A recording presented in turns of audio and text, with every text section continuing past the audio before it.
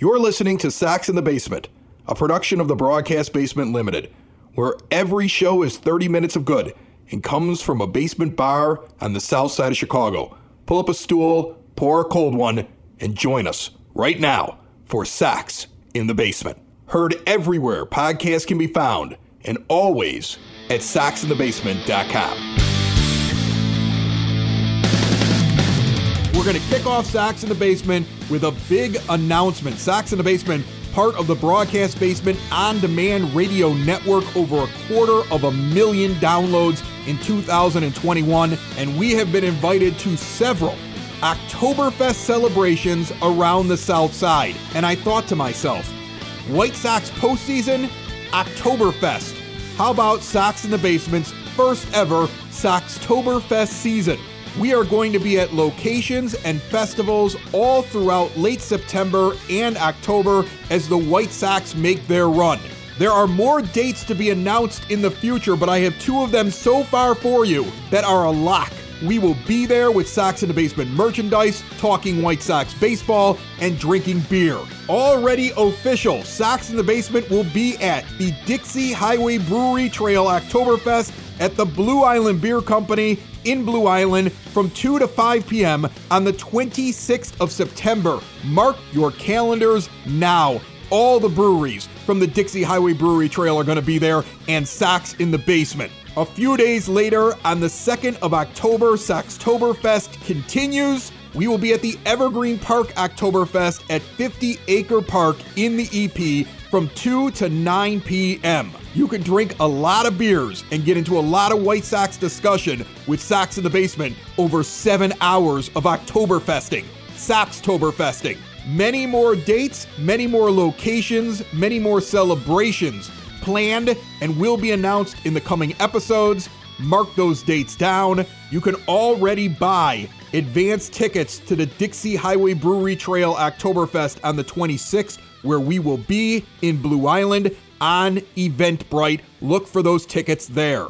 And the White Sox are at the greatest strength I believe that they have been at all season long. Yasmani Grandal is back. Zach Collins surprisingly sent to the minors. Were you shocked by that move? No, I was not shocked even in the least little bit by that move. You didn't think it was weird that they they have only 3 guys on their bench for the weekend.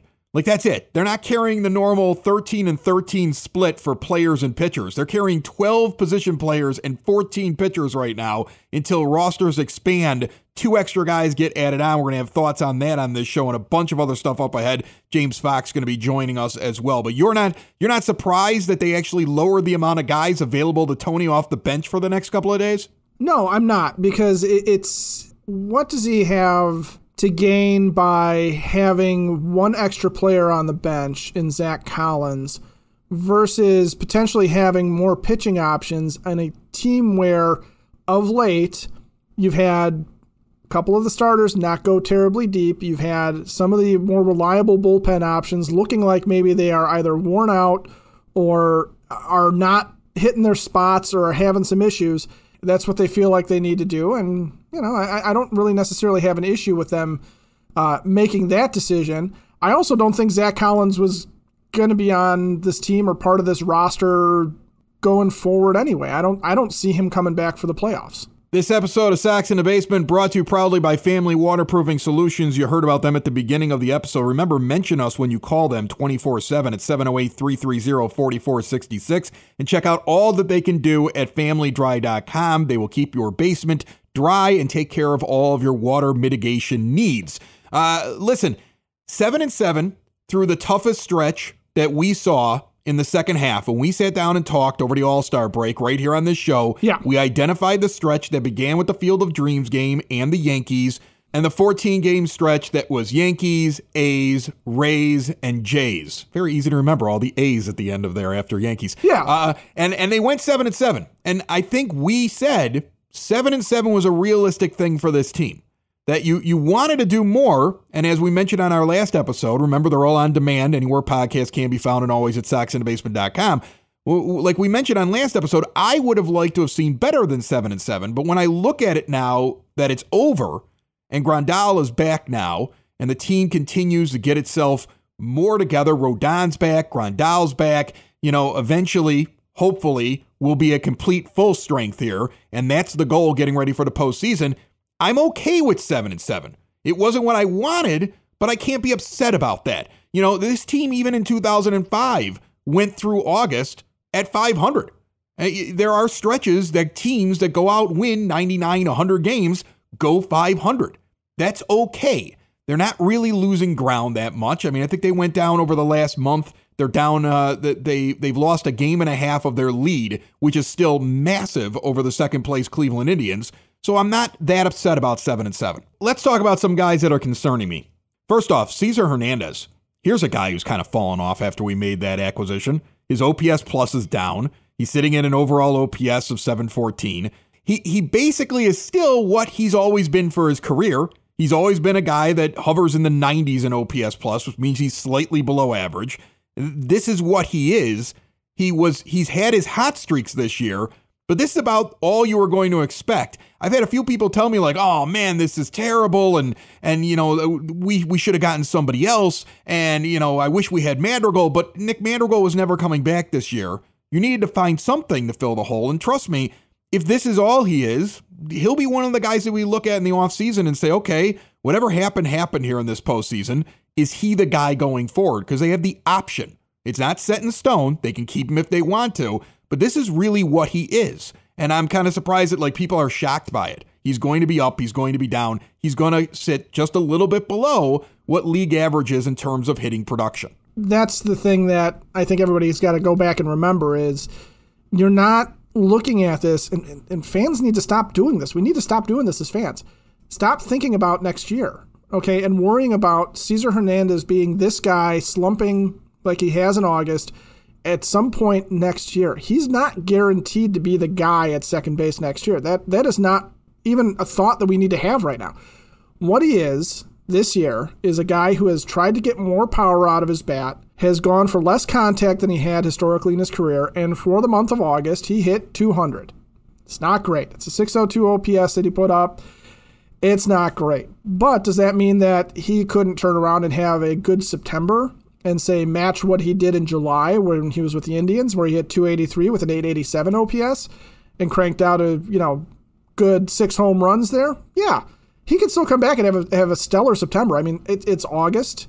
This is when some guys slump. They were facing some tough teams on the road, and coming back. If he turns around this weekend against the Cubs and just absolutely bombs them out of the ballpark, is anybody going to be complaining? No, and that's the thing. He's going to go up a little. He's going to go down a little. The numbers say that if he corrects back to normal, he's still due for another hot streak, and that's a good thing. The guy I'm most concerned about is the guy that we traded Nick Madrigal for, and that's Craig Kimbrel. And I just want to give a few stats here, and then I want to ask you if you as a fan are nervous about the Craig Kimbrel trade. And I'm not asking whether or not we want to rethink the trade. The trade on paper made perfect sense based upon what's going on with Craig Kimbrel this year and what's going on with Nick Madrigal this year, who's not even available, and the fact that second base is a replaceable position in free agency each and every year. But if you look at Kimbrel when we acquired him, he had one of the best whips in baseball. It was minuscule. It was in the 0.70s. 0.71. And then he has a terrible, it looks like 11 games for the White Sox that he's appeared in so far. And in that time, his walks and hits per innings pitched has ballooned very quickly to a 1.258. He is the equivalent now on the season, sitting in between Jose Ruiz and Garrett Crochet. That isn't a superstar out of the pen for the entire season. That's a guy who's just an average relief pitcher that can give you, some innings and is going to have his ups and his downs. That's not what you expect from him. When you take a closer look at the games that he has appeared in for the White Sox since July 31st, when he first appeared against the Cleveland Indians, he has 8 earned runs on the entire season. 6 of those have come with the White Sox. He is a very different pitcher since coming to the Sox. So is this because he's pitching in the 8th inning, or is this something else? And are you worried? That's the popular theory, right? That the 39 games with the Cubs this year where he had the .49 ERA, the .71 WHIP, 64 strikeouts, in those 39 innings, only the 2 earned runs, all came as a closer, all came, closing games out. 23 of his 39 appearances ended up in a save. 11 games is a smaller sample size, but that's everybody sits there and has that thing where they say, well, when you put a closer in a non-save situation, they don't have the same adrenaline, they don't have the same attitude, they don't have the same, I don't know what it is, the je ne sais quoi that a closer has. If that's the case, that he can't come out and pitch the 8th inning of a game and get a hold versus a save, that's obviously a huge problem, and it's a Craig Kimbrel head issue and something that, frankly, Rick Hahn should have thought about right ahead of time. Is this guy capable of not closing games because I've got Liam Hendriks? It's such a weird concern because we are now in a more modern type of game when it comes to how bullpens are used. And a lot of teams use their closers in high leverage situations in the 7th or the 8th. And the fact that you would have a guy that, well, if it's not the 9th inning, I don't pitch real well. That's crazy to me. Like, that's absolutely insane to me that would even still be a thing. That mentality should have been weeded out of pitchers a long time ago. I mean, it's something that every team preaches now. Your inning's your inning. You're closing that inning. That's what you're doing. I get muscle aches all the time. I've gone from being able to do whatever I want to and not feeling any pain to basically getting pain for any kind of physical activity. Good news, there's a local family-owned Southside business that provides a CBD topical that will not break the bank. Creaky Bone Balm offers concentrated relief for creaky bones. It is an effective hemp-based CBD in a rejuvenating balm. And guess what? It's made in small batches, always free of preservatives, and all natural ingredients. It's great for muscle aches, tension, inflammation, joint pain. You can even use it for skin ailments like burns and dry, cracked skin. Right now, go to creakybone.com and use the promo code BASEMENT. Get 20% off your order.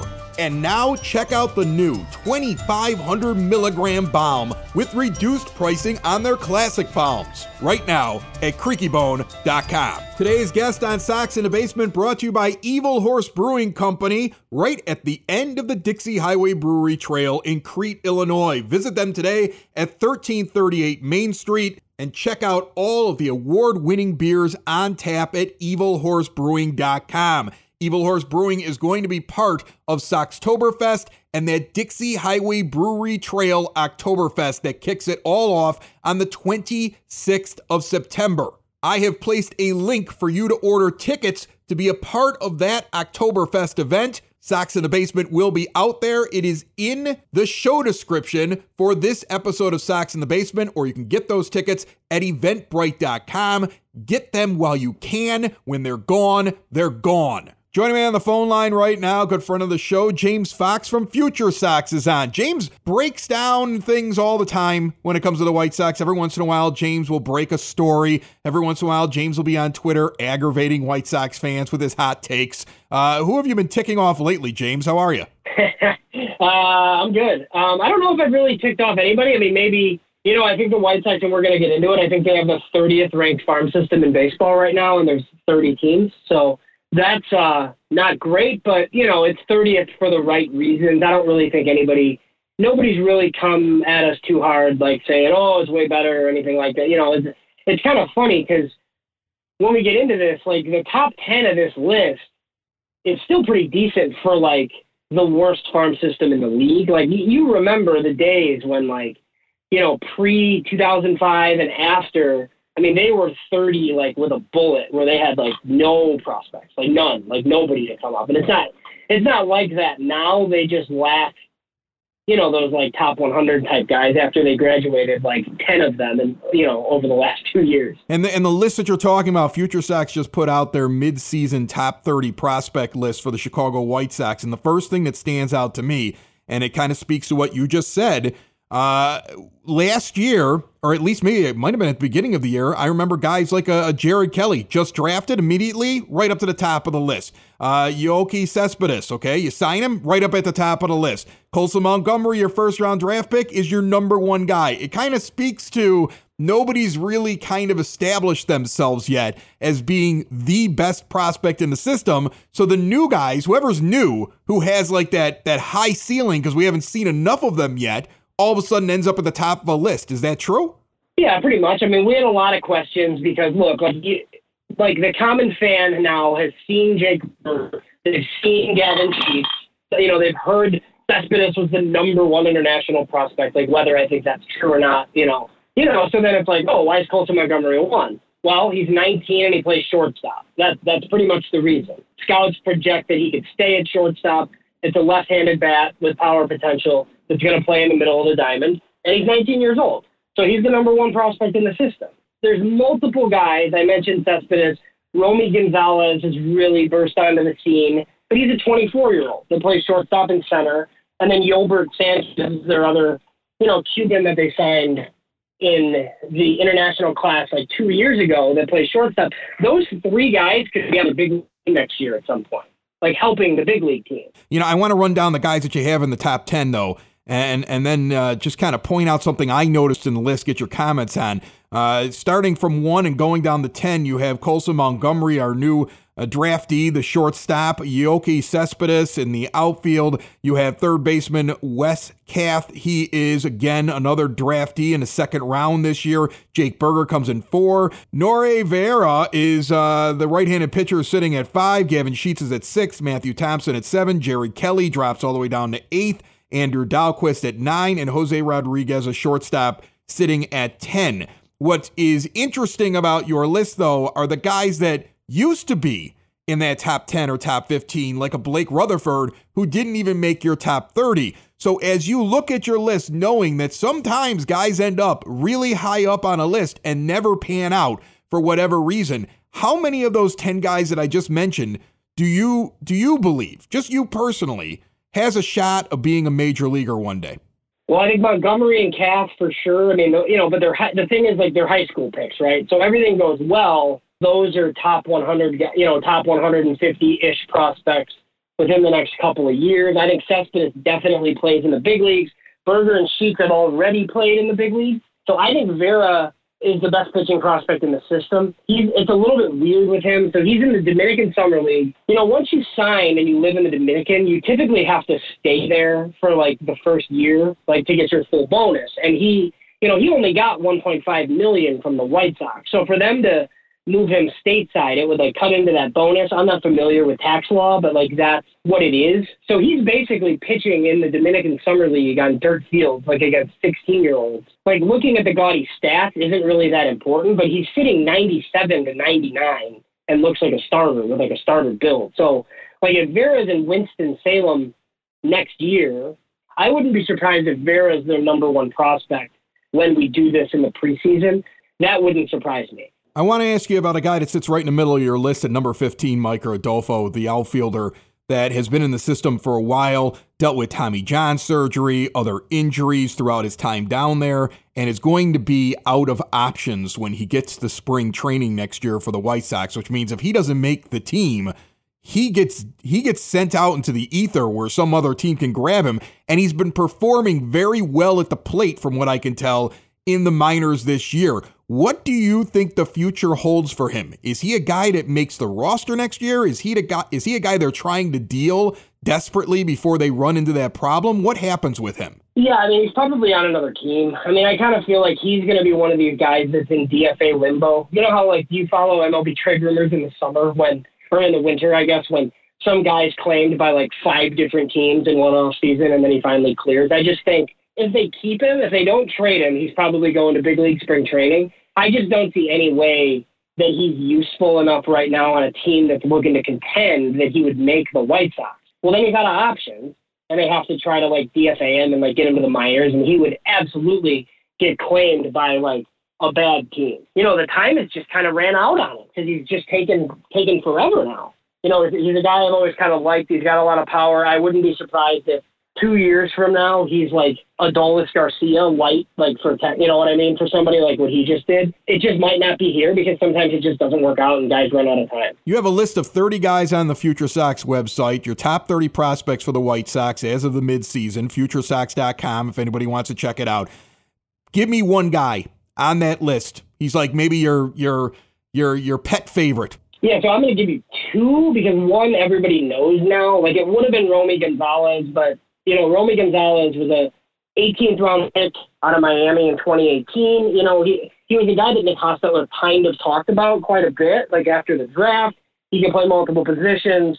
He had some power, you know, but then there was no season in 2020, so he wasn't really doing anything. Well, he's one of these guys. He went out, he got his body like in impeccable shape, I guess. Like other players have said, you know, it's like an Adam Engel body, basically. So he's 24. He's playing shortstop primarily, but he can play shortstop and center, and he hit 20 homers and stole 20 bases in Double-A. And look, Double-A Birmingham is usually where guys go to die in this system, and he performed. So at a certain point, it's like, okay, well, this guy's a dude. Well, he was promoted to Charlotte recently, and he's got like 2 homers and 5 doubles in his like first week in Charlotte. So, you know, I think the other night on Twitter, I called Romy Gonzalez the Larry Garcia replacement. Like, that makes a lot of sense to me. And then our guy at 22 is Misael Gonzalez. He was a 12th rounder out of Puerto Rico, like a high school Puerto Rican academy. He was the best player on their team in Arizona this year, and now he's at Kannapolis. I think he's got like 3 or 4 homers since he got promoted to Kannapolis. He's a no-doubt center fielder. He's like a 20-year-old. So he's one of the guys that I'm looking forward to keeping an eye on going forward. James, we'll talk more in the offseason about prospects, I'm sure. We've got the playoffs coming up here very shortly. I appreciate you jumping on with us. And, go White Sox. Let's get this offense going on a regular basis instead of starts and stops, huh? Yeah. Grandal's back now. So congratulations. Like, that's going to be good. Having him back is a pretty big deal, and I think he might help the pitching staff, too. I think Dallas Keuchel was hurt a lot by Yasmani Grandal not being around. So, yeah, stretch run. We're playing some bad teams. It's time to get fat and, go into the playoffs, hopefully with home field advantage.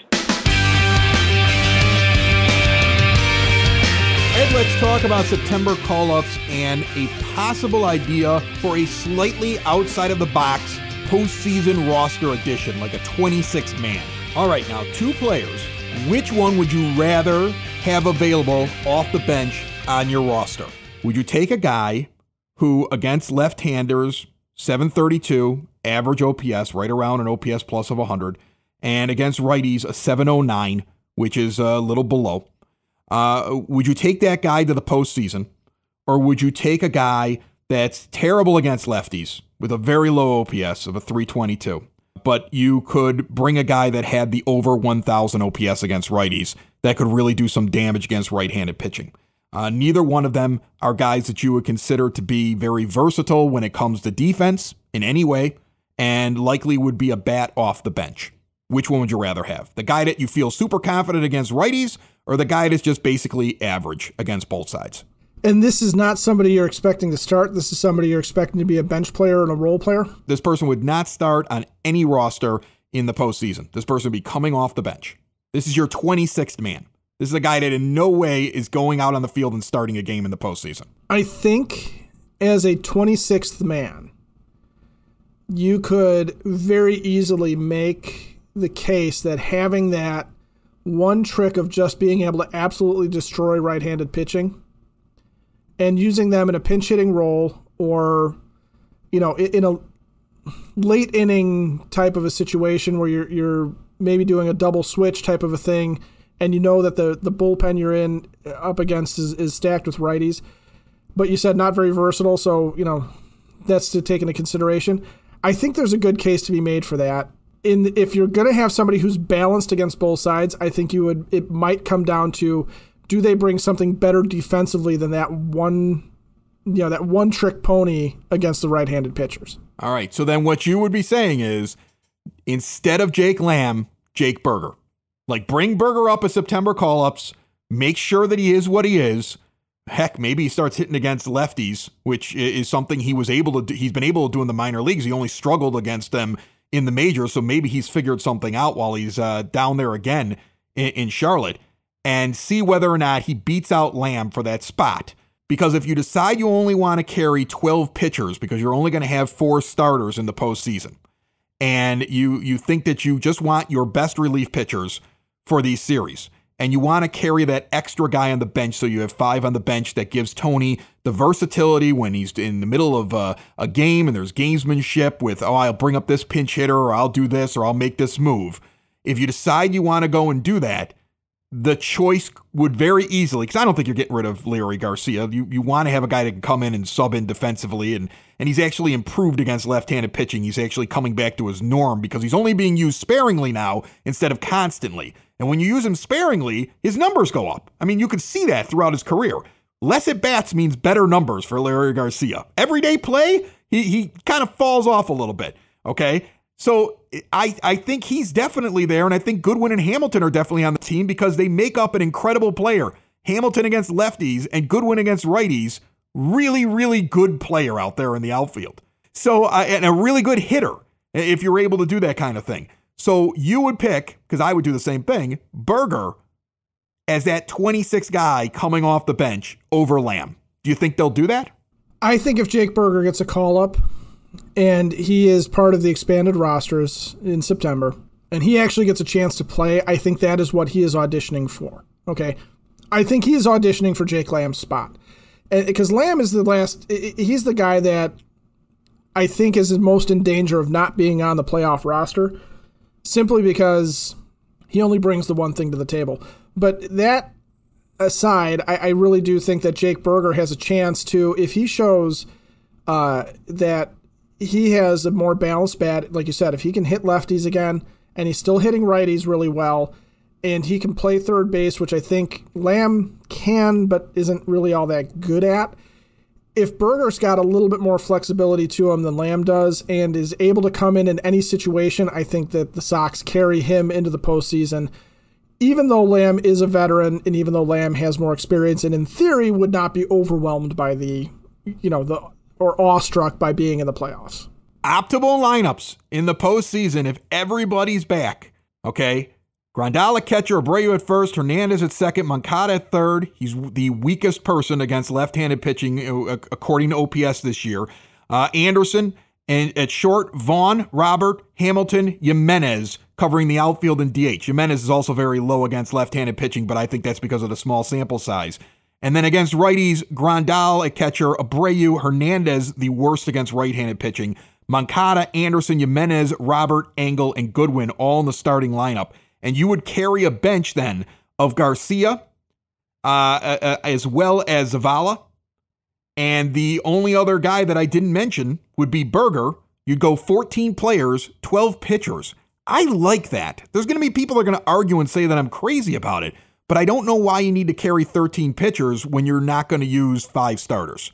And I think a little bit of versatility. Look, this bench, let me just explain. If you went with this plan, this bench would have Garcia and Engel being the only 2 viable guys coming up against left-handed pitching.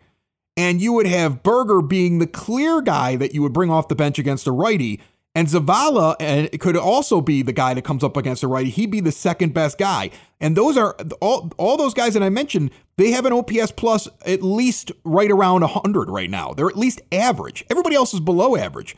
You add Berger in, you get that extra oomph. Otherwise, you just got a bunch of average to below average guys coming off the bench. I like the idea of a guy coming off the bench that could have a moment. And the odds would say he could really have a moment against a right-handed pitcher.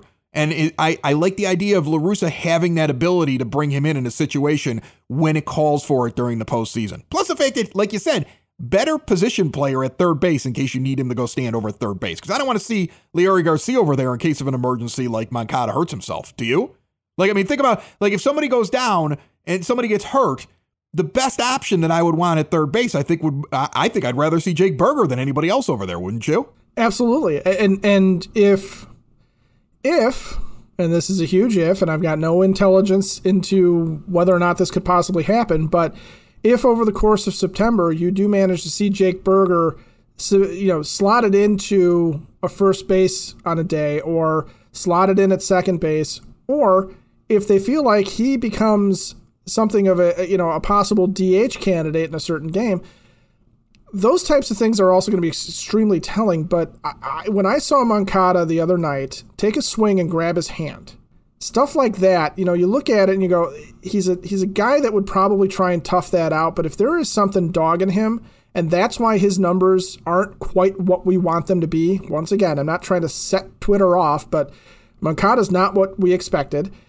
If that's the situation, then Jake Burger is a much better insurance policy over there than I think trying to force Andrew Vaughn into that utility role, or Larry Garcia, or definitely not Danny Mendick, or even, trying to do something, really crazy with it, like completely maneuver the infield around to try and have Garcia at second with Cesar Hernandez now manning third for the first time.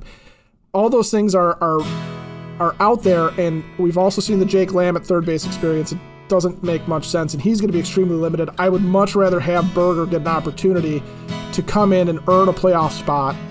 And if he does, and he's really, hot, hell, if he makes it so that Tony's got to play him every day, and that costs somebody who's struggling their time, it's the playoffs, man. I want the hottest hands out there. Sox in the basement.